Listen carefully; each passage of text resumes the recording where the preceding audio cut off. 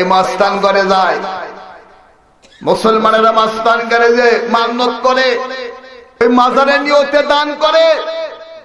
যেটা মানুষ মরা মানুষ যেই হোক না কেন, কারো নামে মান্নত করা দান করা শিরিক। আর শিরিক যে ব্যক্তি করে তার জন্য 3টা পুরস্কার রয়েছে। কয়টা পুরস্কার? এটা কথা বলেন, কয়টা পুরস্কার? 3টা পুরস্কার রয়েছে। আর যারা জন্মের মতো বিড়ি সিগারেট খান, ওদের 4টা পুরস্কার আছে। শিরিক করলে 3টা, আর বিড়ি সিগারেট খাইলে হবে 4টা। এই 4টা আর 3টা পুরস্কার পরে আপনাদেরকে বলবো। আসলে যে কথা বলছিলাম, আল্লাহ দান করার জায়গাগুলো দেখে দিলেন। আল্লাহ কি এই দান করার 6টা ক্ষেত্রের মধ্যে কি মাজারের কথা বলেছেন? কথা বলেন, বলেছেন? দরগার কথা বলেছেন? দুর্গার কথা বলেছেন? আল্লাহ বলেন নাই। আল্লাহ যে খাতগুলো দেখাইছে ওইখানে আপনাকে দান করতে হবে। বাংলাদেশে আজকে আপনি যা খাবেন সবগুলোই ফরমালিন যুক্ত, বিষে বিষাক্ত। কথা ঠিক না ভাই? ঠিক। যা খাবেন সবগুলো ফরমালিন যুক্ত, বিষে বিষাক্ত হয়ে গেছে। আর বর্তমানে আপনি কুরআনুল হাদিসের কথা বলতে গেলে পুলিশ জোর বাঁধবে। ঠিক বললাম না ভুল বললাম? যত আপনি আল্লাহকে গালি দিবেন, নবীকে গালি দিবেন, ইসলামকে গালি দিবেন, আপনি নোবেল পুরস্কার পাবেন। আল্লাহ রাসূলের মহব্বত দিয়ে কথা বলবেন, কোরআনের পক্ষে কথা বলবেন, ইসলামের পক্ষে কথা বলবেন, আপনাকে জেলখানায় যে বসতে হবে। এটা আজকে নতুন কথা নয়, পৃথিবী সৃষ্টির পর থেকে ওইটাই শুরু হয়েছে। পৃথিবীতে শুধুমাত্র 2টা নবী জেল খাটে নাই, 2টা নবীকে জেলে যেতে হয় নাই, মার খাই নাই, কুতা খাই নাই। একটা হলেন হযরতে আদম পিতা হযরতে আদম আলাইহিস সালাতু সাল্লাম, আরেকজন হলেন হযরতে সুলাইমান আলাইহিস সালাতু সাল্লাম। এই 2 জন নবী এরা মার খাই নাই, কুতা খাই নাই। আল্লাহ মুমিনদের জন্য বানাইছে জান্নাত। কি বানাইছে? আল্লাহ বলেন, وعد الله الذين آمنوا وعملوا الصالحات لهم مغفرة وأجر عظيم। বলুন আল্লাহু আকবার। আল্লাহ বলেন, আমি ঈমানদারদের জন্য, মুমিন বান্দাদের জন্য আমি আল্লাহ পাক ওয়াদা করছি, ও আমার ঈমানদার বান্দারে, তোমরা যারা ঈমান আনবা, ঈমান আনার পরে তোমরা যারা আমল সালেহ করবা, আল্লাহ বলেন তোর জীবনের গুনাহ খাতা আমি আল্লাহ পাক maaf করে দেব। আর তোর জন্য আমি আল্লাহ পাক বড় ধরনের পুরস্কার রেখেছি। আল্লাহর পুরস্কারটাই হলো আল্লাহ পাকের জান্নাত। ঠিক না ভাই? ঠিক। গহনা, সোনার গহনা এমনি এমনি তৈরি হয় না। সোনার গহনা যে এত সম্মান পায়, ইজ্জত পায়, এমনি না, আগে তারে অ্যাসিড দিয়ে পুড়তে হয়। একটা স্বর্ণকার যখন স্বর্ণের টুকরা নিয়ে আসে, নিয়ে আসার পরে আগুন দিয়ে তারে পোড়ায়, পোড়ানোর পরে তাকে গলিয়ে নেয়, নেওয়ার পরে অ্যাসিড দিয়ে শোধন করে, তারপরে বাইরাইতে বাইরাইতে একটা সোনার গহনা তৈরি করে। ঠিক না বেঠি? যখন সোনাতে বাড়ি ফেলে, সোনা খায়, আল্লাহ কি মুসিবতে ফেললা, এত দামি জিনিস করে পাঠাইলা, তার আবার হাতুড়ি দিয়ে বেড়ায়। আল্লাহ খায় একটু ধৈর্য ধর। হাতুড়ির বাড়ি খাইয়া, আগুনে পুড়িয়ে, অ্যাসিড দিয়ে খাঁটি হয়ে, তারপর যখন একটা গহনা হয়, বিউটি কুইন সুন্দরী নমুনির গলার হার হয়ে সভা পায়। বলুন ঠিক না বেটি? মুসলমানদের ইমানের পরীক্ষায় উত্তীর্ণ হতে হবে। ইমানের পরীক্ষা উত্তীর্ণ হলে তবে আপনি আল্লাহর জান্নাতে গিয়ে আপনার আল্লাহর জান্নাতে সবাসী বন্ধন করবেন। বলুন আল্লাহু আকবার। চিন্তার কারণ নাই। মুসলমানেরা মারহুদার ভয় করে না। মুসলমান ভয় করে কাকে? একটু জোরে বলেন, মুসলমানেরা কাকে ভয় করে? মুসলমান আল্লাহ ছাড়া কারো কাছে মাথা নত করতে পারে না। মুসলমানের আল্লাহ ছাড়া কারো কাছে ভয় করে না। মুসলমানের একমাত্র আল্লাহর রাহে জীবন দিয়ে আল্লাহকে খুশি করতে পারলেই তবেই মুসলমান সফল কামিয়াবি হবে। আমার ভাইরা, এরপর আল্লাহ রাব্বুল আলামিন বলেন 7 নাম্বার, আল্লাহ পাক বলেন ওয়া কামাস সালাত। আল্লাহ আল্লাহ বলেন 5 ওয়াক্ত সালাতকে নামাজকে পাবন্দির সঙ্গে কায়েম করা লাগবে। এর মানে হলো আপনাকে 5 ওয়াক্ত নামাজ পড়তে হবে। আপনার সন্তান যখন বয়স 7 বছর হবে নামাজের জন্য ডাকতে হবে। যখন আপনার সন্তান 10 বছর উপনীত হবে আল্লাহর নবী বলেন তোমার সন্তানকে পিটুনি দাও। এইটাও যদি সে সুদম না হয়, সঠিক পথে না হয়, তাহলে তুমি তার শয্যাকে পৃথক করে দাও, বাড়ির থেকে বের করে দাও। আপনার স্ত্রী যদি আপনার কথা মতো না চলে, সে যদি 5 ওয়াক্ত সালাত আদায় না করে 5 ওয়াক্ত নামাজ না পড়ে, আল্লাহর নবী সাল্লাল্লাহু আলাইহি সাল্লাম বলেন ওই স্ত্রীকে তুমি ভয় দেখানোর জন্য 1 নম্বর প্রথম তালাক দিয়ে দাও। 8 মাস ধরে তুমি সুযোগ দাও। 1 মাসে প্রথম তালাক দেওয়ার পরে তোমার বাড়িতে থাকবে, তুমি খাবার দেবা, তার সমস্ত কিছু তুমি পূরণ করবা, কিন্তু তার সঙ্গে সহবাস করবা না। যদি 1 মাসের ভিতরে তোমার স্ত্রী শরীয়তের দৃষ্টিকোণ থেকে সবগুলো যদি গ্রহণ করে ফেলাই দেয়, তাহলে তার সঙ্গে তুমি সহবাস করবা, 1 তালাক তোমার বাতিল হয়ে যাবে। জোরে জোরে বলুন সুবহানাল্লাহ। যদি কোন স্ত্রী 5 ওয়াক্ত নামাজ না পড়ে, রমজান মাসে যদি রোজা না রাখে, যদি শরীয়ত মেনে না চলে, যদি পর্দা নিষেধ না হয়, আল্লাহর নবী বলেন ওই স্ত্রীকে তুমি তালাক দিয়ে দাও। ওই স্ত্রীকে তুমি আর রাখতে পারবে না। ওই স্ত্রী তোমার জন্য জাহান্নামে যাওয়ার কারণ হয়ে যাবে। আপনার সন্তান বড় বড় ডিগ্রি নিয়ে সে বড় লেভেলের চাকরি করে, মাসে 20, 50, 100, 1 লাখ, 1 লাখ টাকার চাকরি করে। আপনি মনে করতেছেন আমার ছেলে 1 লাখ টাকার চাকরি করে, গর্বে আপনার বুকটা বড় ফুলে উঠতেছে। কিন্তু আল্লাহর নবী বলেন ওই সন্তান যদি আদর্শবান না হয়, এই সন্তান যদি নামাজি না হয়, এই সন্তানটা যদি শরীয়ত না মানে, ওই সন্তানের আয়কৃত অর্থ দিয়ে আপনি খাইয়া যদি আপনি তাহাজ্জুদ গুজারি হন, আপনার ইবাদত কবুল হওয়ার কোনো সম্ভাবনা নাই। সন্তান যদি আপনার শরীয়ত মেনে কামাই না করে, শরীয়তের পরিপন্থী কাজ যদি করে, ওই সন্তানের রোজগারকৃত অর্থ আপনি খাইয়া যদি তাহাজ্জুদে নামাজ পড়েন আর আল্লাহর কাছে যদি জান্নাত দাও জান্নাত দাও করে চিল্লা মারেন, আপনার ও নামাজে কোনো কাজ হবে। 8 নম্বর আল্লাহ বলেন ওয়াতাল যাকাত। যদি তোমার মালের নিসাব পূর্ণ মাল হয়, তোমার মাল যদি যাকাতের নিসাব পূর্ণ হয়, তাহলে তোমাকে শতকরা 2.5 টাকা যাকাত দিতে হবে। আল্লাহ পাক বলেন 8 নম্বর তোমাকে তোমার মালের যাকাত দিতে হবে। 9 নম্বর আল্লাহ রাব্বুল আলামিন বলেন, আল্লাহ পাক বলেন 9 নম্বর ওয়াল মুফুনা বিআহদিহিম ইযা আহাদু। 9 নম্বর মুত্তাকিদের গুণ হলো ওয়াদা করলে ওয়াদা পূরণ করা লাগবে। যেখানে আপনি ওয়াদা করেন না কেন, আপনাকে ওয়াদা পূর্ণই করতে হবে। যেই সেক্টরে আপনি থাকেন না কেন, আপনি যদি জনপ্রতিনিধি হন, জনগণের কাছে আপনি যেই প্রতিশ্রুতি দিবেন ওইটা আপনাকে পূর্ণ করতে হবে। আপনি যদি বাড়ির যদি আপনি কর্তা হয়ে যান, বাড়ির পরিবারের সদস্যদের সঙ্গে আপনি যে ওয়াদা করবেন, যেই প্রতিশ্রুতি দিবেন, ওইটা আপনাকে পূর্ণ করা লাগবে। আল্লাহ পাক বলেন মুত্তাকিদের 9 নম্বর গুণ হলো ওয়াদা করলে ওয়াদা পূর্ণ করা লাগবে। কত ওয়াদা যায়, কত ওয়াদা দায় পূরণ করার খবর নাই। কথা ঠিক না ঠিক? খারাপ লাগতেছে আমার মায়েরা। 10 নম্বরে আল্লাহ রাব্বুল আলামিন বলেন ওয়াস-সাবিরিনা ফিল বা'সাই ওয়াদ-দাররাই ওয়া হিনাল বা'স।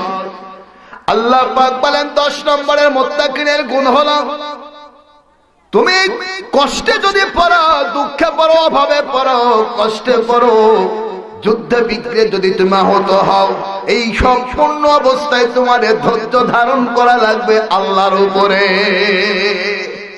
কার উপরে ধৈর্য ধরা লাগবে? আল্লাহ বলেন ওয়াস-সাবিরিনা ফিল বা'সাই ওয়াদ-দাররাই ওয়া হিনাল বা'স। আল্লাহ বলেন তোমাদের ধৈর্য ধারণ করা লাগবে। দুঃখে পড়েছ, কষ্টে পড়েছ, অভাবে পড়েছ, তুমি যুদ্ধের ময়দানে গিয়ে আহত হয়েছ, ওই মুহূর্ত ধৈর্য ধারণ করতে হবে আমি আল্লাহর উপরে।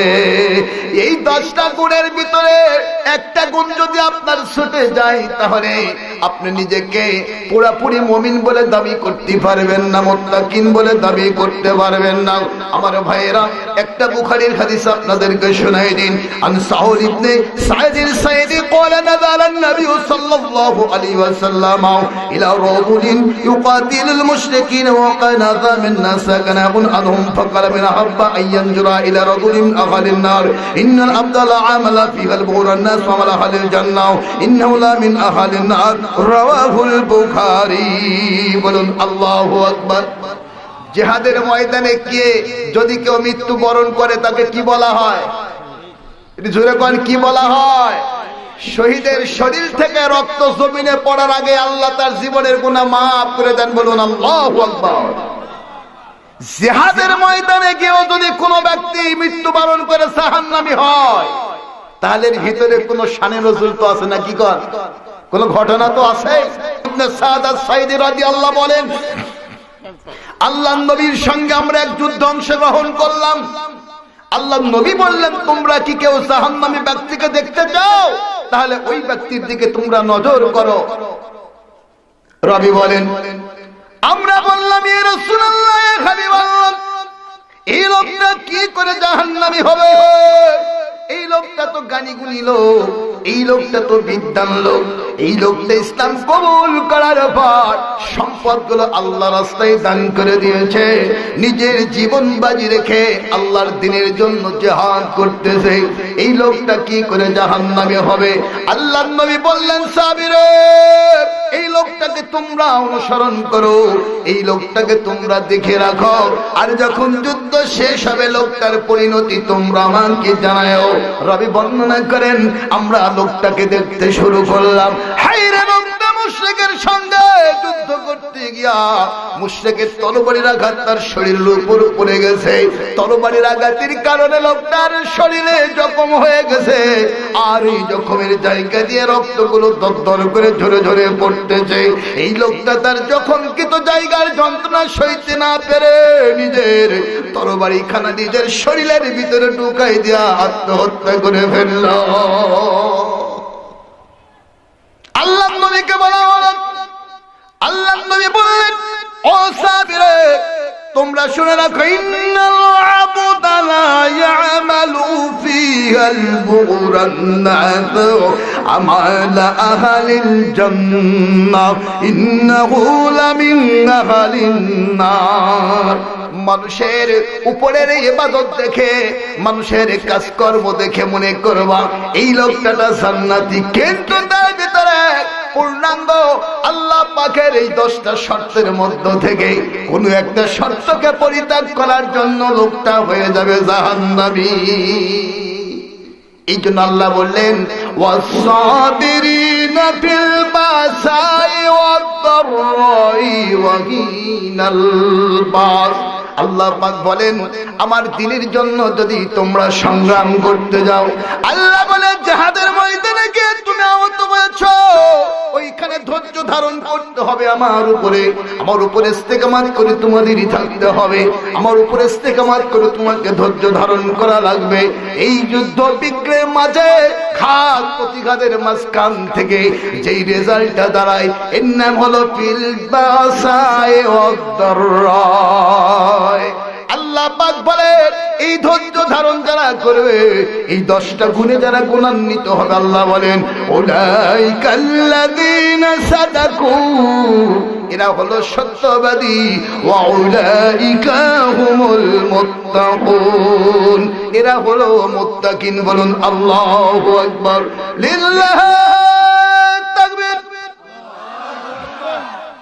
শরীরের যা শক্তি আছে সব দিয়া এই গভীর রজনীতে আল্লাহকে জানিয়ে দেন, হে আল্লাহ, এখনো তোমার সন্তুষ্টি লাভের জন্য, আল্লাহ তোমাকে খুশি করার জন্য রাত্রি জাগরণ করে কোরআনের মজমায়, তোমার রাসূলের হাদিসের মজমায় বসে আছি।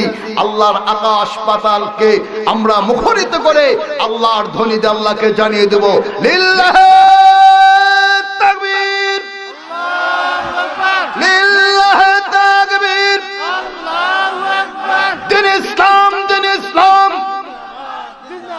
দিন ইসলাম, দিন ইসলাম,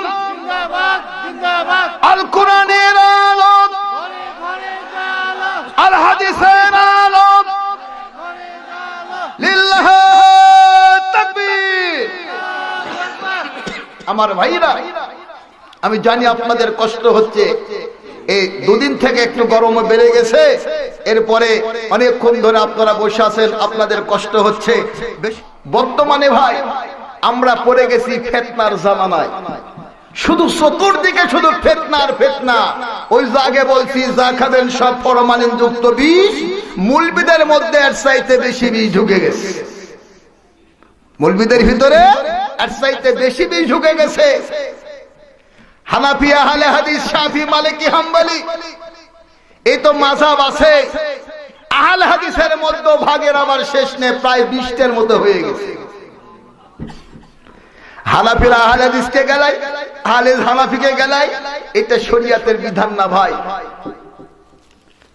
এরপরে কোরআনের আয়াতগুলোকে যে যেই দিকে পারে সেই দিকে টেনে নিয়ে যায়, যেই দল করে ওই আয়াতটা তার দিকেই টানে, যার যেখানে স্বার্থ আসে সে ওইখানেই টানে। আমি আপনাদের কাছে একটা আয়াতের রেফারেন্স দিচ্ছি। আল্লাহ রাব্বুল আলামিন বলেন, ইয়া আইয়ুহার রাসূলু বাল্লিগ মা উনজিলা ইলাইকা মির রাব্বিক ওয়া ইন লাম তাফআল ফামা বাল্লাগতা রিসালাতাহু ওয়াল্লাহু ইয়াসিমুকা মিনান নাস। বলুন আল্লাহু আকবার। আল্লাহ পাক বলেন, ইয়া আইয়ুহার রাসূল, হে রাসূল, বাল্লিগ, তাবলীগ করো, কলেমার দাওয়াত পৌঁছে যাও। মা উনজিলা ইলাইকা মির রাব্বিক, তোমার প্রভুর পক্ষ থেকে যাহা কিছু নাজিল করা হয়েছে। যাহা কিছু মানে কি? আল্লাহ কোরআনের মধ্যে কিছু কম দিবেন নাকি? আল্লাহ বলছেন তোমার প্রতি যা নাজিল করা হয়েছে, অর্থাৎ 30 পারা কোরআনের তাবলীগ করা লাগবে। আল্লাহ রাব্বুল আলামিন বলেন, ওয়া ইন লাম তাফআল, এর মধ্য থেকে যদি একটু কাটছাট করো, সহজগুলা বললা, শক্তগুলা ছাড়লা, যেটা বললে গুতার বইটা রেখে দিলা, যেটা বললে তুমি দাওয়াত পাবো ওইটা তুমি বললা।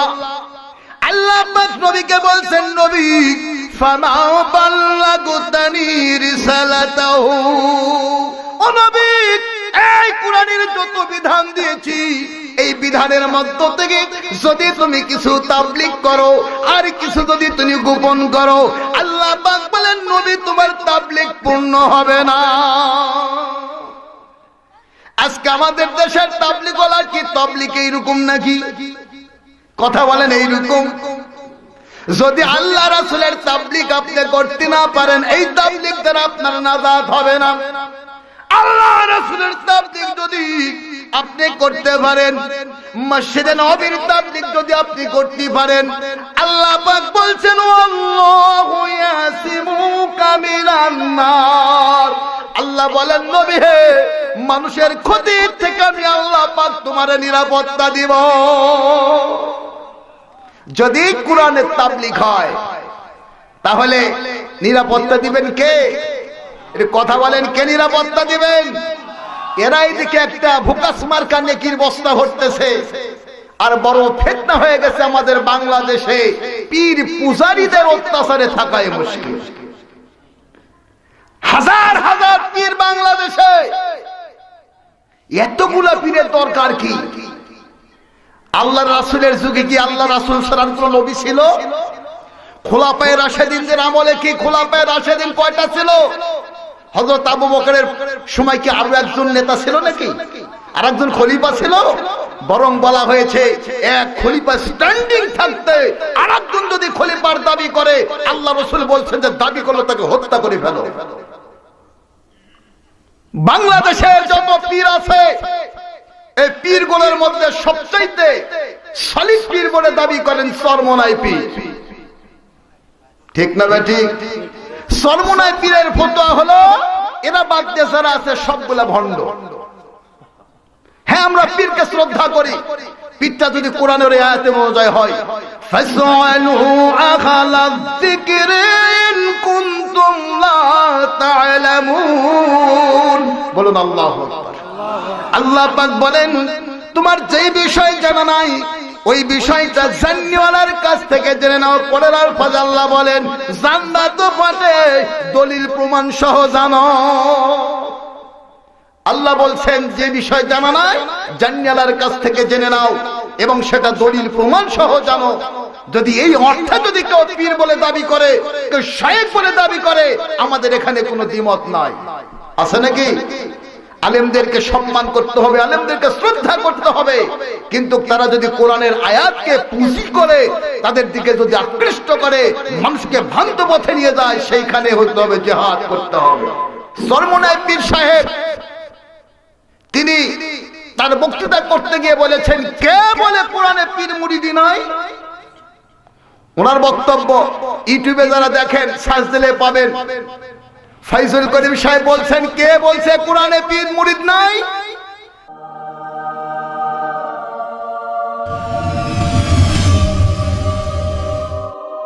তার যুক্তি হলো সূরা কাহফের 18 নম্বর আয়াত, সে তেলাওয়াত করছে, من يهده الله فهو المهتدي ومن يضلل فلن تجد له وليا مرشدا। আল্লাহ কি বলছেন দেখেন, আল্লাহ পাক বলছেন, ও মাইয়াহদিল্লাহু, আল্লাহ যাকে হিদায়াত করেন, ফাহুয়াল মুহতাদি, আল্লাহ যাকে হিদায়াত করেন সেই ব্যক্তি হিদায়াত পায়। আল্লাহ যাকে হিদায়াত করে না, আল্লাহ যাকে পথভ্রষ্ট করেন, আল্লাহ পাক বলছেন তুমি তার জন্য কখনো সৎপথ দেখানোর জন্য, দান সৎপথে পরিচালিত করার জন্য কোনো অভিভাবক পথ প্রদর্শক পাবে না। আল্লাহ বলছেন যাকে আমি হেদায়েত দিই, সঠিক পথে যাকে পরিচালিত করি, সেই মাত্রই হেদায়েত পাই। বলুন আল্লাহু আকবার। হেদায়েতের মালিক কে? আল্লাহ পরে বলছেন যাকে আমি হেদায়েত দিই না, ভ্রষ্ট পথে যারা পরিচালিত হয়, ভ্রান্ত পথে পরিচালিত হয়, আল্লাহ বলছেন কি আছে তাদেরকে? কোন অভিভাবক আছে, কোন প্রদর্শক আছে তাকে সঠিক পথ দেখাইতে পারে? এখানে পীরের কোনো কথা আছে নাকি? কথা বলেন, আছে নাকি? ওরা বলছে যে পীর সাহেব বলছেন, ফাইজুল করিম বলছেন মুর্শিদা মানে আল্লাহ পীরকে বোঝাচ্ছেন। কেমন তার যুক্তি? বলতেছে যে কোরআনে 20 রাকাত নামাজের কথা আছে, আল্লাহ তো সালাত বলেছে। কোন জায়গায় নামা কি বলে রোজার কথা আছে, আল্লাহ তো সিয়াম বলে, সাওম বলেছে। তাহলে যদি তোমরা সাওমকে যদি রোজা বলো, নামাজ সালাতকে যদি নামাজ বলো, তাহলে শুনে রাখো মুর্শিদা মানে পীর। যুক্তি হলো নাকি? পথ দেখানোর মালিক কে? ওয়ালিম শব্দের অর্থ হলো বন্ধু, অভিভাবক। মুর্শিদা মুর্শিদ শব্দের অর্থ হচ্ছিল পথ প্রদর্শক। পথ প্রদর্শকে দুই কায়দায় নেওয়া যেতে পারে। সঠিক পথে পরিচালিত করার জন্য একমাত্র আল্লাহ, আর আল্লাহর কোরআন হাদিস থেকে মানুষদেরকে সঠিক পথ দেখাইতে পারে আলেম ওলামারা। কথা ঠিক না ভাই? ঠিক।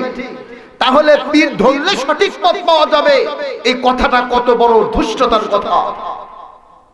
যার পীর নাই, যার মুর্শিদ নাই, তার হেদায়েত নাই বলে। যার পীর নাই তার হেদায়েত নাই। এরপরে সে সূরা ফাতিহার একটা ব্যাখ্যা করতেছেন এইভাবে যে আমরা নামাজের ভিতরে বলি ইহদিনাস সিরাতাল মুস্তাকিম, হে আল্লাহ তুমি আমাদেরকে সরল সোজা পথে পরিচালিত করো। তারপরে বলা হয় কি?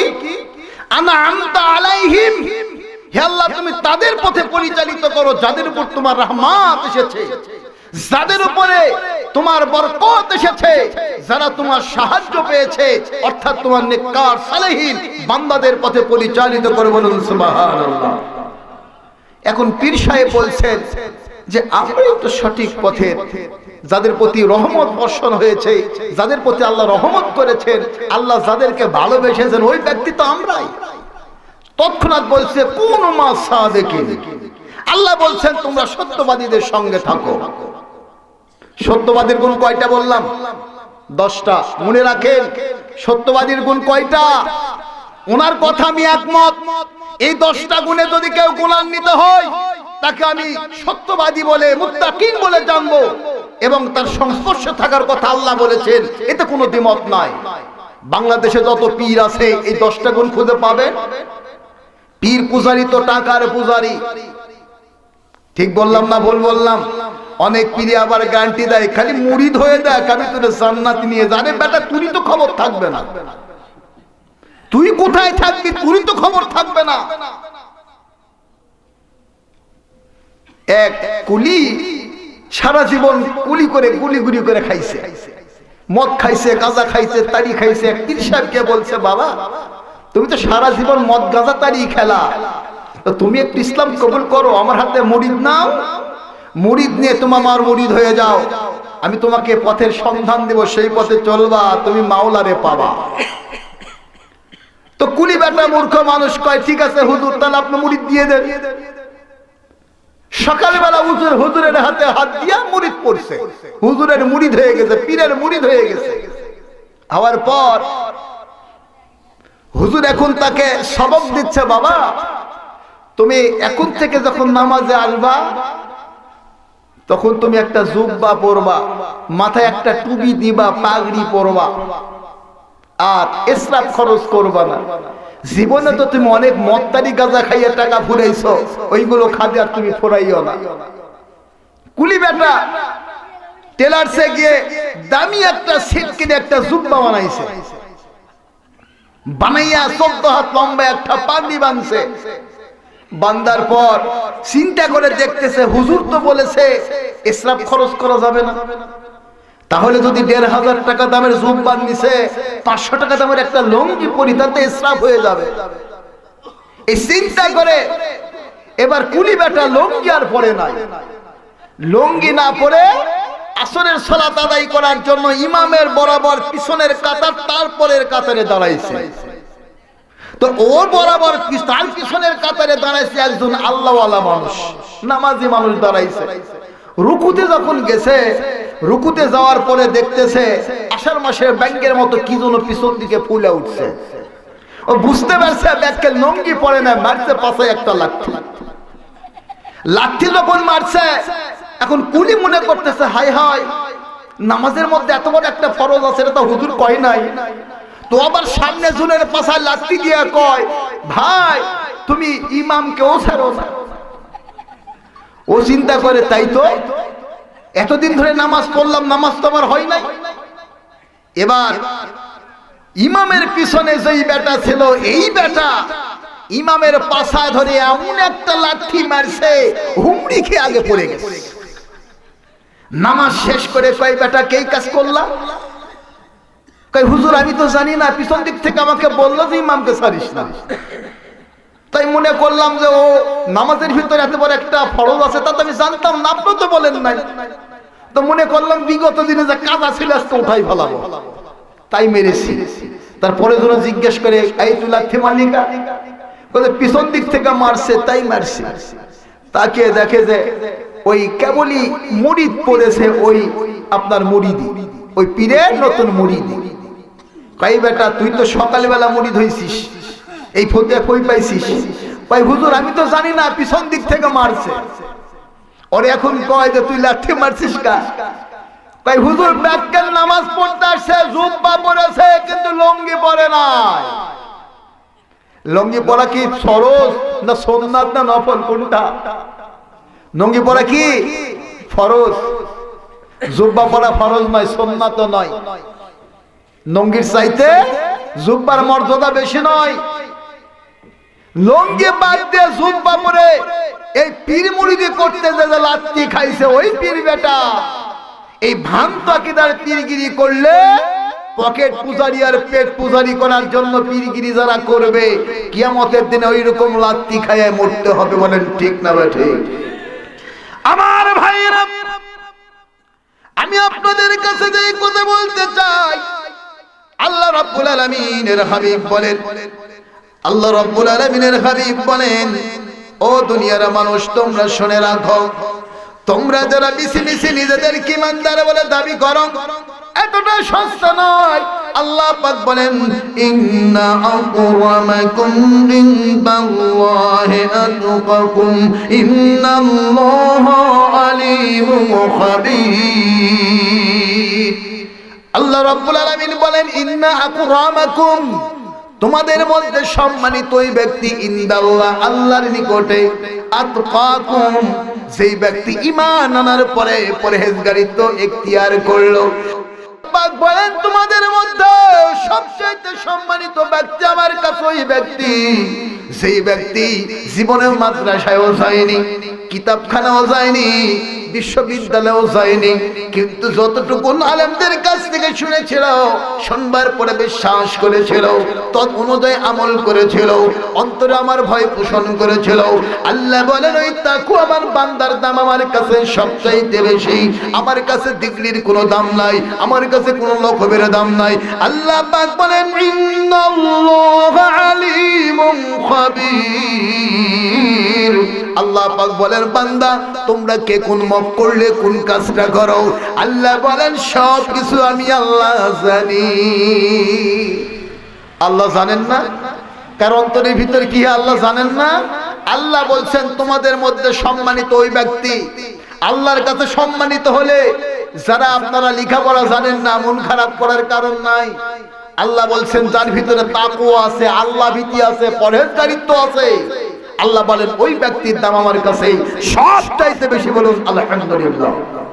আল্লাহর হাবিব বলেন আনাবি হুরায়রা রাদিয়াল্লাহু আনহু قال رسول الله صلى الله عليه وسلم إن الله تعالى لا ينظر إلى أجسامكم ولا إلى صوركم ولكن ينظر إلى قلوبكم وأعمالكم। বলুন আল্লাহু আকবার।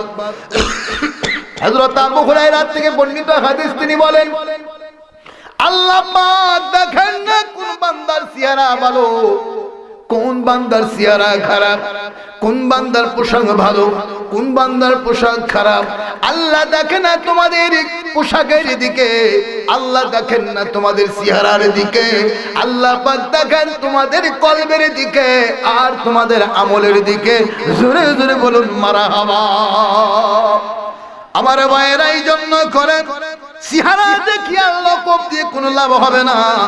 আল্লাহ পাকের নৈকট্য লাভ করতে চাইলে আপনাকে তাকওয়াবান হতে হবে, পরহেজগারিত্ব ইখতিয়ার করতে হবে। আল্লাহর হাবিব বলেন আন উবাদা ইবনে সামিদ قال سمعت رسول الله صلى الله عليه وسلم يقول من شهد الله اله الا الله ان محمد رسول الله رسول الله حرم الله عليه النار। বলুন আলহামদুলিল্লাহ। আমার ভাইরা আল্লাহ রাব্বুল আলামিনের হাবিব সাল্লাল্লাহু আলাইহি সাল্লাম বলেন যেই ব্যক্তি অন্তরের অন্তঃস্থল থেকে এই কলমাটা পড়বে, যেই ব্যক্তি বলবে নাই কোনো ইলাহ, নাই কোনো প্রভু আল্লাহ ছাড়া, মুহাম্মদ সাল্লাল্লাহু আলাইহি সাল্লাম আল্লাহ পাকের রাসূল এবং বান্দা, এই সাক্ষ্য যারা দিবে, আল্লাহ রাসূল বলেন আল্লাহ পাক তাদেরকে, আল্লাহ পাক তাদের জন্য জাহান্নামের আগুন হারাম করে দিবে। যদি লা ইলাহা ইল্লাল্লাহু মুহাম্মাদুর রাসূলুল্লাহ এই কর্মটা যদি কেউ অন্তরের অন্তরস্থল থেকে যদি পড়ে, বিশ্বাস করে আর শিরিক যদি না করে, আল্লাহ তার জন্য জাহান্নামকে হারাম করে দিবেন। বলুন আলহামদুলিল্লাহ। যারা দুনিয়াতে আল্লাহকে রব মানতে চায় না, আল্লাহ রব আল্লাহ পাকের বিধান যারা মানতে চায় না, আল্লাহ পাককে যারা রবের আসনে বসাইতে পারে না, কিন্তু নিজেকে মুমিন বলে দাবি করে, মুত্তাকিন বলে দাবি করে, এই ধরনের লোকদের সম্পর্কে আল্লাহ পাক কোরআনে কি সুন্দর মিসাল দিয়েছে। আমার ভাইয়েরা, আমরা মনে করি কোন ব্যক্তি যদি লম্বা একটা জুব্বা পরিধান করে, মাথায় যদি পাগড়ি দেয়, লম্বা লম্বা যদি দাড়ি রাখে, এই লোকটা আল্লাহর ওলি হয়ে গেছে, এই লোকটার চাইতে আর ভালো লোক মনে আর হয় না। কিন্তু যদি দাড়ি রাখলেই মুত্তাকিন হওয়া যেত, দাড়ি রাখলেই যদি সত্যবাদী হওয়া যেত, কবি গুরু রবীন্দ্রনাথ ঠাকুরকে আপনি কয় নম্বরের মুত্তাকিন বলবে? পাগড়ি পরলে যদি মুত্তাকিন হওয়া যেত, সত্যবাদী হওয়া যেত, তাহলে আপনি ভারতের শিকদারকে আপনি কয় নম্বরের মুত্তাকিন বলবে? যদি জুব্বা পরলেই যদি মুত্তাকিন হওয়া যেত, পাঞ্জাবি পরলেই যদি মুত্তাকিন হওয়া যেত, আজকে হিন্দুরাও পাঞ্জাবি পরে, ভারতের হিন্দুরাও জুব্বা পরে, খ্রিস্টানেরাও জুব্বা পরে। এইগুলো লৌকিকতার দাম নয়। আমি আপনাদেরকে একটা এক্সাম্পল দিতে চাই। যখন ছাত্রগুলো ইন্টারমিডিয়েটে যখন ভর্তি হয়, কম্পালসারি সাবজেক্টের পরে একটা অতিরিক্ত সাবজেক্ট থাকে, থাকে কি না? অতিরিক্ত সাবজেক্ট থাকে। এডুকেশন বোর্ড থেকে নিয়ম করা হয়েছে, সিস্টেম করা হয়েছে, যদি কোনো ছাত্র কম্পালসারি সাবজেক্টে যদি পাস করে, অতিরিক্ত সাবজেক্টে 40 মার্কের বেশি নাম্বার যদি উঠাইতে পারে, হায়ার এডুকেটের জন্য ডিভিশনের ক্ষেত্রে অতিরিক্ত সাবজেক্টের নাম্বার মোট এগ্রিগেটের সঙ্গে অ্যাড হয়ে যুক্ত হয়ে ওই ছাত্রের কপালে ডিভিশন নসিব হয়। ঠিক না? ঠিক। আর যদি কোন ছাত্র যদি কম্পালসারি সাবজেক্টে ফেল করে, অতিরিক্ত সাবজেক্টে যদি 100 এর মধ্যে 100 পায়, ওই ছাত্রের কপালে কি পাস নসিব হবে? এখন বুঝতে হবে, আল্লাহর ফরজিয়াত হুকুমগুলোকে ছেড়ে দিয়ে সুন্নাতের আপনি যতই পায়রবি করেন না কেন, এইগুলো নেকি পাওয়ার সম্ভাবনা নাই। অতিরিক্ত সাবজেক্টের নাম্বার পেতে হলে যেমন আপনার কম্পালসারি সাবজেক্টে পাস করা আবশ্যক, এইরকম আল্লাহর ফরজিয়াত মানার পরে আপনি সুন্নাতের পায়রবি করলে আপনি নেকি পাবেন। ফরজকে ছেড়ে দিয়ে সুন্নাতের কাতারে দাঁড়ালে নেকির কোনো সম্ভাবনা নাই। আমার ভাইয়েরা, আল্লাহ রাব্বুল আলামিন সুন্দর দৃষ্টান্ত দেন। আল্লাহ বলেন, ضرب الله مثلا للذين كفروا امرأة نوح وامرأة لوط। বলুন আল্লাহু আকবার। আল্লাহ রাব্বুল আলামিন বলেন দুইজন রমণী, আল্লাহ পাক বলেন দুইজন নবী, হযরত নূহ আর হযরত লূত আলাইহিস সালাম। এই দুইজন নবীর দুইজন স্ত্রী ছিল। আল্লাহ পাক বলেন, কানাতা তাহতা আবদাইনি ইবাদিনা সালিহাইন। এই দুইজন নেককার বান্দার দুইজন স্ত্রী ছিল। ও কাফেররা, তোমরা যারা আমাকে স্বীকার করো না, ইবাদত বندگی না কইরাই তুমি নিজেকে মুমিন বলে দাবি করো, নামাজ নাই, রোজা নাই, শরীয়ত নাই, কিন্তু মুমিনদেরকে দেখে তুমি নাক ছিটকায়া বলো ওই হাজির চাইতে আমার ঈমান ভালো আছে, ওই মুলবির চাইতে আমার ঈমান ভালো আছে। এইরকম কথা আমাদের সমাজে বলে কিনা? আমার ভাইয়েরা, এইরকম লোকদেরকে আল্লাহ সম্বোধন করে বলছেন অস্বীকারী কাফেরেরা, শুনে রাখো। দুইজন নবীর দুইটা স্ত্রী ছিল। স্ত্রীগুলো না আল্লাহ পাককে সমর্থন দেয় নাই। আল্লাহ রাব্বুল আলামিন বলেন, আল্লাহ বলেন, ফাখালাতাহুমা ফালাম ইয়াকুনিয়া আনহুমা মিনাল্লাহি শাইয়্যা ওয়া ক্বিলা দুখুলান নার মা'আদ দাখিলিন। আল্লাহ রাব্বুল আলামিন বলেন, হযরত নূহ আর হযরত লূত আলাইহিস সালামের স্ত্রীরা আল্লাহকে রব বলে নাই, আল্লাহকে রব বলে স্বীকার করে নাই, নবীদেরকে স্বামীদেরকে নবী বলে গ্রহণ করে নাই। আরবিতে রাই বলা হয়, বাংলাতে বলা হয় ভুল, ইংরেজিতে বলা কি বলা, ইংরেজিতে বলা হয় ভুল, বাংলায় বলা হয় সমর্থন, কোরআনের ভাষা হলো রাই। বলুন মারহাবা। আল্লাহ বলছেন এই দুই রমণী আল্লাহকে ভোট রব বলে ভোট দেয় নাই, স্বামীদেরকে নবী বলে ভোট দেয় নাই, রায় দেয় নাই। রায়টা হলো কোরআনের ভাষা, আল্লাহর ভাষা। বাংলা ভাষা হলো সমর্থন, ইংরেজিতে বলে ভোট। কথা বুঝতে পেরেছেন? আল্লাহ বলছেন দুই রমণী এর আল্লাহকে সমর্থন করে নাই রব বলে, স্বামীদেরকে নবী বলে সমর্থন করে নাই, না করার কারণে এই দুইজন রমণী জাহান্নামে চলে গেছে। স্বামী নবী হওয়ার পরও কোনো উপকারে আসে নাই। তাহলে বুঝতে হবে নিজের আমল ছাড়া পারের কোনো ব্যবস্থা নাই।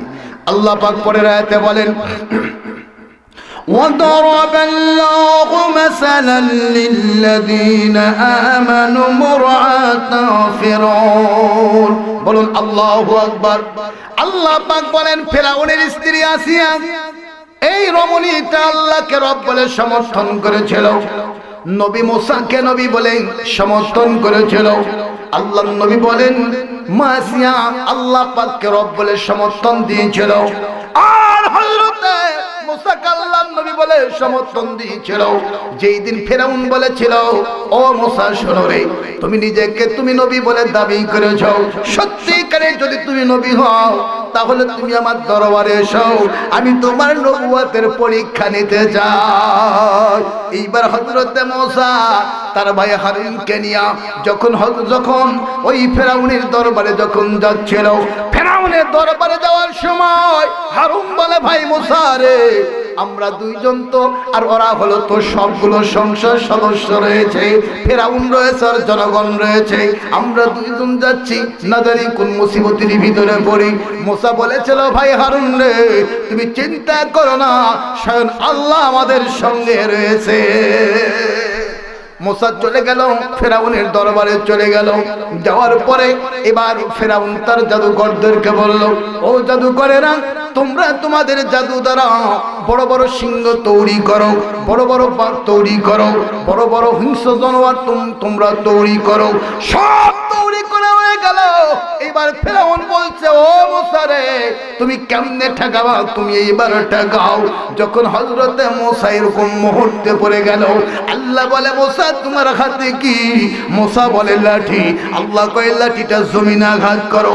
হযরতে মুসা আঘাত করলেন, সঙ্গে সঙ্গে বড় একটা রাজদাসা সাপ হয়ে গেল।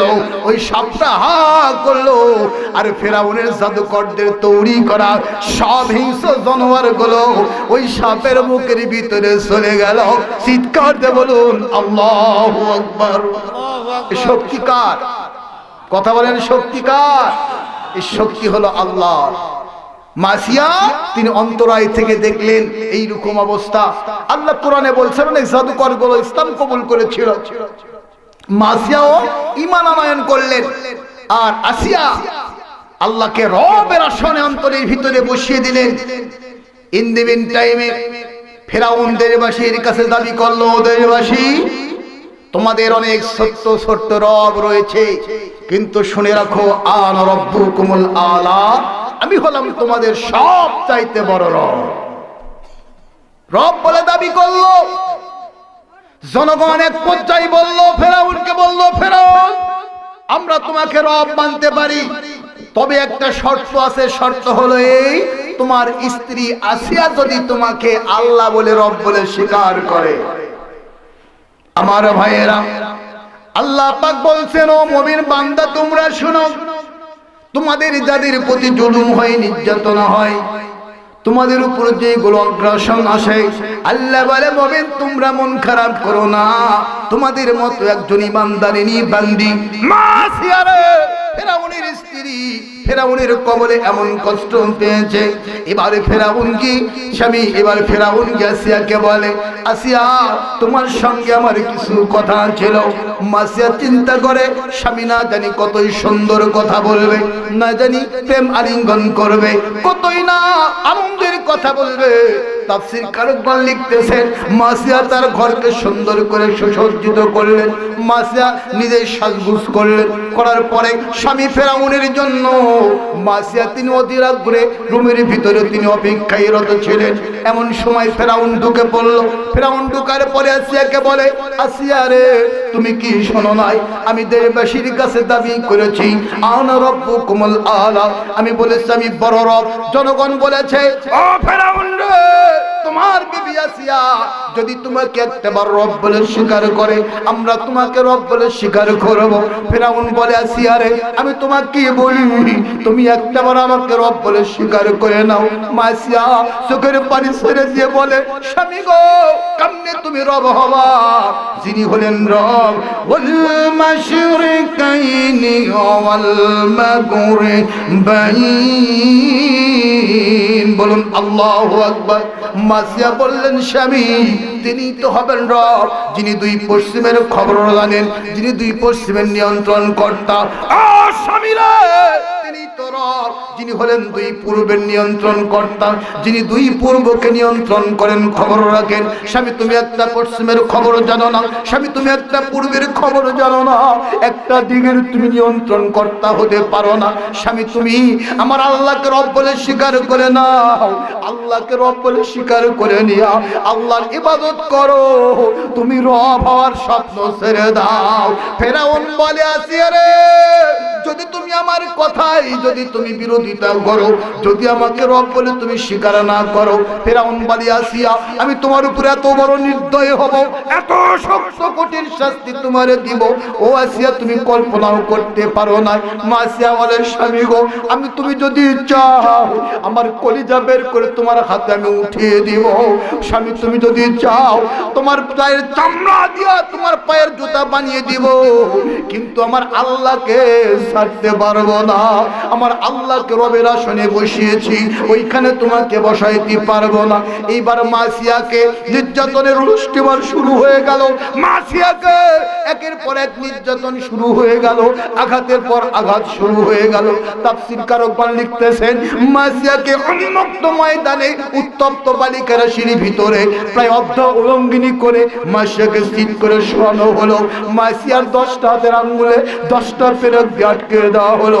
মাসিয়া তিনি আকাশের দিকে তাকায়, মাসিয়া পাগলিনীর মতো আকাশের দিকে ফেলফাল করে তাকায়। জনগণকে এবার ফেরাউন বলে, ও জনগণ তোমরা শুনে রাখো, আমার স্ত্রী আসিয়াকে আমি আমাকে রব না মানবার কারণে এত বড় কষ্ট দিয়েছি, আমি তার শাস্তি দিয়েছি। সে পাগলিনীর মতো মৃত্যুর দ্বার প্রান্তে দাঁড়াইয়া সে পাগলিনীর মতো আকাশের দিকে তাকায়া হাসতেছে, ফেলফেল করে হাসে গো। জনগণ তোমরা যদি আমার সঙ্গে এইরকম আচরণ করো, তোমাদেরকে আমি এত বড় শাস্তি দিয়ে দিব।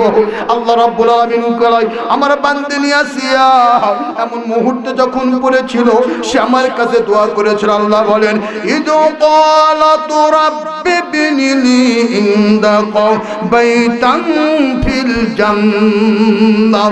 বলুন আলহামদুলিল্লাহ। আল্লাহ রাব্বুল আলামিন বলেন, আসিয়া আমাকে বলেছিল, মাবুদ গো, ও মাবুদ, তোমাকে রব মানবার কারণে আমার স্বামী ফেরাউন আমাকে নির্যাতনের পর নির্যাতন করেছে। আমি যেই চেহারাটা দুনিয়ার কোনো পর পুরুষকে দেখায় নাই, আমার যে চেহারা দুনিয়ার কোনো পুরুষ দেখে নাই, আল্লাহ গো, তোমাকে রব মানবার কারণে আমার স্বামী আমাকে অর্ধ উলঙ্গিনী করে হাজার হাজার মানুষের ভিতরে আমাকে অর্ধ উলঙ্গিনী করেছে। আল্লাহ তোমার কাছে আমি দোয়া করি, তোমার বান্দিনী আসিয়ার জন্য জান্নাতে তোমার কাছে একটু জায়গা করে দাও। জোরে জোরে বলুন আল্লাহু আকবার। আল্লাহ রাব্বুল আলামিন এবার হুকুম করলেন ফেরেশতারে, ও ফেরেশতারে, আমার বান্দিনী আসিয়া আমার কাছে জান্নাতে একটু জায়গা চেয়েছে। আমার বান্দিনী আসিয়াকে দুনিয়ার থেকে যখন বিদায় হয়ে আসবে, জান্নাতের দরজা খুলে দাও, আসমানের দরজা খুলে দাও। আমার বান্দিনী দুনিয়ার থেকে জান্নাত দেখতে দেখতে আমার সান্নিধ্য লাভ করুক। বলুন সুবহানাল্লাহ। আমার ভাইয়েরা, আমার মায়েরা, বোনেরা, একজন নারী সে কত কষ্ট সহ্য করলো, আল্লাহর কাছে দোয়া করলো, আল্লাহ মাসিয়ার দোয়া কবুল করে নিলেন। বলুন আল্লাহু আকবার। আল্লাহ পাক তাই বলেন, ইন্নাল্লাযীনা ক্বালু রাব্বুনা আল্লাহু সুম্মা ইসতাকামু তাতানাজ্জালু আলাইহিমুল মালাঈকাতু আল্লা তাখাফু ওয়া লা তাহজানু ওয়া আবশিরু বিল জান্নাতিল্লাতী কুনতুম তুআদুন। বলুন আলহামদুলিল্লাহ। আল্লাহ বলছেন, ইন্নাল্লাযীনা, নিশ্চয় যাহারা ক্বালু বলে রব্বুনা আল্লাহ, আল্লাহ আমার রব, আল্লাহকে রব বলে স্বীকার করার পর যখন তার উপর জুলুম তৈরি হয়, নির্যাতন যখন আসে, আল্লাহ বলেন সুম্মা ইসতাকামু, তখন সে আমার প্রতি ইস্তেকামাত করে, আমাকে রব বলেই অটল থাকে। আল্লাহ বলেন তার মৃত্যু যখন ঘনিয়ে আসে, তাতানাজ্জালু আলাইহিমুল মালাইকা, আমি আমার ফেরেশতা তার কাছে নাজিল করে দিই। ফেরেশতারা বলে, আল্লাহ তাখাফু, হে আল্লাহর বান্দা তোমার ভয় নাই, ওয়ালা তাহজান, তোমার চিন্তার কারণ নাই, ওয়াবাশির, তোমার জন্য শুভ সংবাদ হলো, বিল জান্নাতিল্লাতী কুনতুম তুআদুন, যে জান্নাতের জন্য তুমি এত কষ্ট করলা, এই জান্নাত দেখে দেখে তুমি দুনিয়া থেকে বিদায় গ্রহণ করো। বলুন আলহামদুলিল্লাহ। আমার ভাইরা, আল্লাহর সঙ্গে শরীক না করে ঈমান নিয়ে যদি কেউ মৃত্যুর স্বাদ গ্রহণ করে, আল্লাহ তার জন্য জান্নাতের ওয়াদা করেছেন, বলুন আলহামদুলিল্লাহ। আমার ভাইরা, শুধু তাই নয়, কিয়ামতের দিন আল্লাহ পাক ঈমানদারদের জন্য একটা সুন্দর সব কন্যা রেখেছেন, বলুন আল্লাহু আকবার। দুনিয়াতে যারা শিরিক করবে না, শিরিক বাড়িতে ছোটখাটো যারা অপরাধ করবে, আল্লাহ কিয়ামতের দিনে সেই অপরাধ মাফ করে দিবেন। আল্লাহর হাবিব বলেন, আন সাফওয়ান ইবনে মুরদিন আন্না রাজুলান সাউলা ইবনে উমার কাইফা সামিতু রাসূলুল্লাহ সাল্লাল্লাহু আলাইহি ওয়াসাল্লাম ইয়াকুলু ফিল নাজওয়া কালা ইয়াদুনি হাদুকুম মিন রাব্বিহি হাত্তা ইয়াদা কানা قنفا عليه فيقول عملت كذا وقضى فيقول نعم ويقول عملت كذا وكذا فيقول نعم فيفرقره ثم يقول إني سترت عليك في الدنيا وأنا أغفر لك يوما رواه البخاري বলুন আলহামদুলিল্লাহ। হযরত সাফওয়ান থেকে বর্ণিত হাদিস, তিনি বলেন, হযরত সাফওয়ান বিন মুরিম রাদিয়াল্লাহু আনহু বর্ণিত, তিনি বলেন, এক ব্যক্তি এসে আব্দুল্লাহ ইবনে উমারকে জিজ্ঞাসা করলেন, হযরত উমর ইবনে খাত্তাবের পুত্র আব্দুল্লাহ তাকে জিজ্ঞাসা করলেন, আল্লাহর নবীকে তুমি কি বলতে শুনেছো? কিয়ামতের দিন আল্লাহ পাক তার ঈমানদার বান্দার সঙ্গে কি ব্যবহার করবেন? হযরত আব্দুল্লাহ ইবনে উমর বলেন, আল্লাহর নবীকে বলতে শুনেছি, তিনি বলেন, কিয়ামতের দিন আল্লাহ একজন মুমিন বান্দা যখন তিনি হিসাব গ্রহণ করবেন, আল্লাহর নবী বলেন, আল্লাহ পাকের আর বান্দার মাঝখানে একটা পর্দা তৈরি করে দেওয়া হবে। আল্লাহ জিজ্ঞেস করবে, বান্দারে তুমি এই অপরাধগুলো কি তুমি করেছিলা? আল্লাহ পাকের বান্দা বলবে, আল্লাহ দুনিয়াতে শয়তানের কুপ্রবঞ্চনায় পড়ে আমি অপরাধটা করেছিলাম। আল্লাহ আমার মনের অজান্তে কিংবা আমি বাধ্য হয়ে অপরাধটা করেছিলাম। আল্লাহ রাব্বুল আলামিন বলবে, বান্দা এই অপরাধটিকে তুমি করেছো। বান্দা আবার কাঁদতে কাঁদতে হয়রান হয়ে বলবে, আল্লাহ এই কাজটা আমি অবতার জন্য করেছি, বিপদগ্রস্ত অবস্থায় করেছি। আল্লাহ পাক এইভাবে তার স্বীকারোক্তি নেবে। নেওয়ার পরে আল্লাহ পাক বলবে, বান্দা আমি ঘোষণা করে দিলাম। আল্লাহ বলবেন, ফায়াকুরু সুম্মা ইয়াকুলু ইন্নী সাতারতু আলাইকা ফিদ দুনিয়া। চিৎকার দিয়ে বলুন আল্লাহু আকবার। আল্লাহ বলবে, বান্দা তোমার এই অপরাধগুলো দুনিয়া আমি ঢেকে রেখেছিলাম, আজকে কিয়ামতের দিন আমি তোমার এই দোষগুলোকে আমি আল্লাহ পাক মাফ করে দিলাম। দুনিয়াতে যেইগুলো পাপ অজান্তে হয়ে যায় কিংবা আপনার ব্যর্থতামূলক হয়ে যায়, যেমন আপনার ছবি তোলা হারাম, এই ছবি ছাড়া আপনার আজকে কোনো কাজ হবে নাকি? তাহলে এই ক্ষেত্রে যদি জবাবদেহি করতে হয়, সরকারকে করতে হবে, আপনাকে করতে হবে না। প্রত্যেকটি সেক্টরে সুদ, এক পয়সা সুদ খাইলে ৭০ প্রকার গুনাহ হয়। সর্বনিচের গুনাহ হলো আপন মার সঙ্গে জিনা করা। এটা আপনি খাজনা দিতে যাবেন, খাজনাতে আপনার ভ্যাট আছে, এটা সুদ। আপনি জমি রেজিস্ট্রি করতে যাবেন, আপনি দলিল খরিদ করবেন, ওখানে আপনার ভ্যাট দিতে হয়, ওটা সুদ। এই অনিচ্ছায় হয়ে যাবে। এইগুলো অপরাধগুলো আল্লাহ পাক কিয়ামতের দিন আপনাকে ধরবে না। এরপরেও যদি শয়তানের ফেরেবে পড়ে যৌবন বয়সে কোন মেয়ের সঙ্গে আপনি জেনায় লিপ্ত হয়ে গেলেন, মেয়েও প্রকাশ করলো না, আপনিও প্রকাশ করলেন না, অনুতপ্ত হলেন, আল্লাহর কাছে তওবা করলেন, এইগুলো পাপ আল্লাহ কিয়ামতের দিন দুনিয়াতে যেটা ঢেকে থাকবে, সতর হবে, যেটা জনগণ জানবে না, আল্লাহ সেই পাপগুলো ঈমানদার বান্দার পাপ আল্লাহ পাক কিয়ামতের দিনে মাফ করে দিবেন, বলুন আলহামদুলিল্লাহ। আর আমার দেশের যুবক ভাইরা যে যত পাপ করে বলতে পারে তত বড় মরদ সাজে। ঠিক আছে যুবক ভাইরা, এই ভুল করবেন না, এই বনার সুযোগকে হারাবেন না। ফিরে আসুন, তুবু ইলাল্লাহ, আল্লাহর দিকে ঘুরে আসুন। শান্তির মালিক আল্লাহ কে? যেরকম কে? আল্লাহ ছাড়া দুনিয়াতে শান্তি দেওয়ার মালিক কেউ নাই। আল্লাহ বলেন ওয়াইদা তাওয়াল্লা সাফিল আরদি লিয়ুফসিদা ফিহা ওয়া ইউহলিকাল হারসা ওয়ান নাসলা ওয়াল্লাহু লা ইউহিব্বুল ফাসাদ। বলুন আল্লাহু আকবার। আল্লাহ বলেন ততটা সময় পর্যন্ত তোমরা সমাজে শান্তি দিতে পারবা না যতটা সময় পর্যন্ত আমার কোরআন দ্বারা তোমরা বিচার ফায়সালা না করবা। আল্লাহ বলেন শুধু ফাসাদই দিবে, অশান্তি দিবে, আর ফাসাদকারীদেরকে আমি আল্লাহ পাক ভালোবাসি না। একটা উদাহরণ দেব, যদি বুঝেন তাহলে ওয়াজ বুঝবেন। মনে করেন একটা ট্যাঙ্কি, শহরে যে পানির ট্যাঙ্কি গুলো থাকে, ট্যাঙ্কির ভিতরে একটা পচা লাশ ফেলে দিয়েছে। লাশটা ট্যাঙ্কির ভিতরে পচে ফেপে পানির সাথে একবারে মিশে গেছে, যেভাবে পীরেরা মিশায়। আল্লাহ আর পীরের মুরিদেরা বলে এমন ভাবে মিশে জিকির করতে করতে পানি আর চিনি যেমন মিশে যায় ওই রকম মিশে যায়। তো মনে করেন পচা লাশটা ওই রকম ট্যাঙ্কির পানির সাথে মিশে গেছে। আপনি যদি ওই পানির ট্যাঙ্কির ট্যাপ খুলে যত দোয়া কালমা আছে সব যদি আপনি পড়ে এক গ্লাস পানি নিয়ে মুখে দেন, তাহলে কি গন্ধ বন্ধ হবে?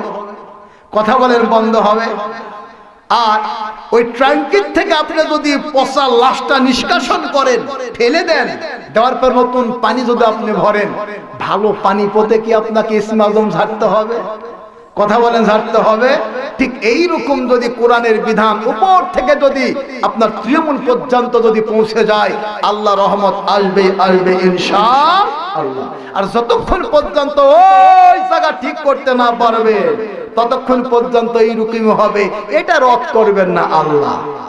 কথা বুঝতে পেরেছেন? সব কথার শেষ কথা, আল্লাহ আমাদেরকে কথাগুলো বোঝার তৌফিক দান করে। বলুন আল্লাহুম্মা আমিন। আমার ভাইরা, আমি আর আপনাদেরকে কষ্ট দেব না, রাত 12টা বেজে গেছে। আমি সকলের কাছে উদাত্ত আহ্বান জানাতে চাই, আমরা লৌকিকতায় বিশ্বাসী না হয়ে আল্লাহ পাকের ইবাদতের দিকে অ্যাক্টিভ হই, আল্লাহ পাকের ইবাদতে মশগুল হই, আর ঈমানের বলে বলিয়ান হই। মুত্তাকিন সত্যবাদী হওয়ার জন্য আল্লাহ পাক যে 10টা শর্ত দিয়েছেন, এই 10টা শর্ত আল্লাহ পাক আমাদেরকে পরিপূর্ণভাবে করার তৌফিক দান করে। বলুন আল্লাহুম্মা আমিন। এখনো যারা 5 ওয়াক্ত নামাজ পড়েন না, ভাই আপনাদেরকে সবিনয় নিবেদন রাখছি, 5 ওয়াক্ত নামাজ ধরেন ভাই। নামাজ ছাড়া বাঁচার কোনো উপায় নাই।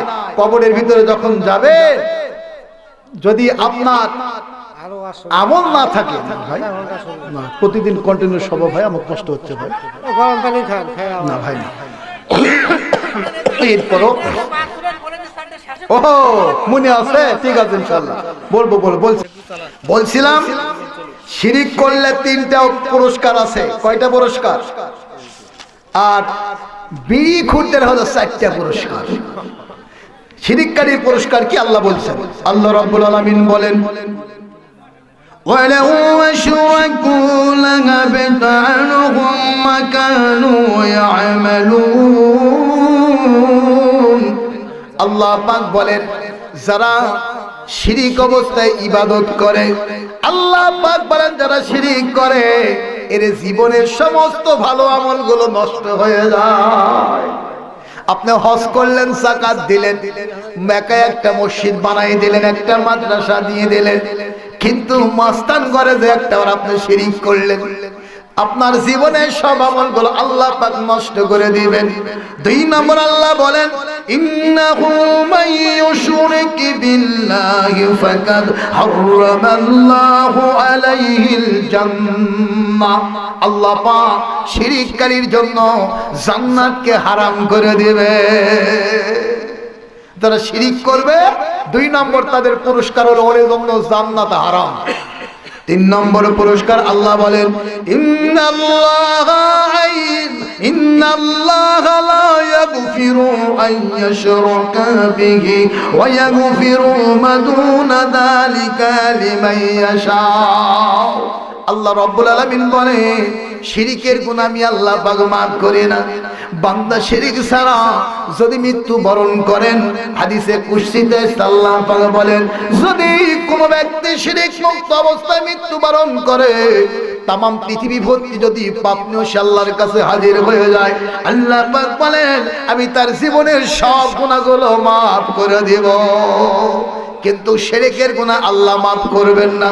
এক নম্বর পুরস্কার হলো শিরিক করলে নামাজ রোজা বাতিল হয়ে যাবে, সব নেক কাজ বাতিল হবে। দুই নম্বর পুরস্কার হলো শিরিককারীর জন্য জান্নাত হারাম হয়ে যাবে। তিন নম্বর পুরস্কার হলো আল্লাহ কিয়ামতে শিরিককারীকে মাফ করবেন না। শিরিক ব্যতীত সমস্ত কিছু আল্লাহ মাফ করে দিতে পারে। বিড়ি খোরের 4টা পুরস্কার কয়টা? আগে বলছিল বিড়ি খেলে কি হয়? যক্ষা হয়। আগে বলছিল যারা হয় যক্ষা তার নাই রক্ষা। এখন কয় যক্ষা ওষুধ কি কয় যক্ষা হলে নাই রক্ষা, এই কথার ভিত্তি নাই। ওষুধ খেলে ভালো, এরকম একটা কি যেন বানাইছে। আল্লাহ কয় ঠিক আছে যক্ষা ভালো করবে, টুক ব্যারাম দেব, টুক ব্যারাম দেব, বুঝছে তো? যারা বিড়ি খায় দেখবেন এদের হুক্কুর হুক্কুর কাজ শুরু হয় কি না? এই হুক্কুর হুক্কুর কাজ যখন হয়, সারা রাত্রি যখন কাশে, চুর বেটা মনে করে বেটা এখনো জেগে আছে, চুরি করা যাবে না। হ্যাঁ, 1 নম্বর পুরস্কার হলো বাড়িতে চুর আসে না। 2 নম্বর পুরস্কার হলো কাশতে কাশতে মাজা যাবে, পড়ে নিবে হাতে একটা লাঠি। লাঠি দেখে যতই ভয়ানক কুকুর হওয়ার কাছে আসবে না, কুকুর থেকে পরিত্রাণ পাবে। 2 নম্বর। 3 নম্বর পুরস্কার হলো এমন কাশা কাশবে, কাশতে কাশতে শরীরের যত হাড্ডি হুড্ডি যা আছে সবগুলো তাড়াতাড়ি অকেজু হয়ে যাবে। 4 নম্বর পুরস্কার হুক করে কষের মধ্যে হুক করে উঠবে, টুক করে মরবে, সময় লাগবে না। 1 নম্বর পুরস্কার বাড়ি চুর আসবে না। 2 নম্বর কুত্তায় কামড়াবে না। 3 নম্বর পুরস্কার হলো হাড্ডি হুড্ডি সব তাড়াতাড়ি নষ্ট হয়ে যাবে, পাশপাতি। 4 নম্বরে পড়বে আর মরবে, খুব একটা সময় লাগবে না। আল্লাহ আলিম কর সময়ও লাগবে না, পাবো না। আমার ভাইরা, শিরিক থেকে দূরে থাকতে হবে। শিরিকের গুনাহ কঠিন গুনাহ। আর মায়েরা বোনের আপনাদেরকে বলি, মা 4টা আমল আপনারা আপাতত করবেন। 1 নম্বর 5 ওয়াক্ত নামাজ আপনাদেরকে পড়তে হবে মা। 2 নম্বর রমজান মাসে 1 মাস ফরজ রোজা রাখবেন। 3 নম্বর সতীত্বের হেফাজত করবেন। 4 নম্বর স্বামী থাকলে স্বামীর খেদমত করবেন। নবী বলেছেন এই 4টা আমল যেই নারী করবে আল্লাহ তার জন্য জান্নাতের 8টা দরজায় উন্মুক্ত করে দিবেন। বলুন আলহামদুলিল্লাহ। আর একটা কথা বলেনি, আজকেও শুনছি কোন হুজুর যেন বললেন যে জান্নাত হলো 8টা, জাহান্নাম হলো 7টা। জান্নাত একটাই, জাহান্নাম একটাই।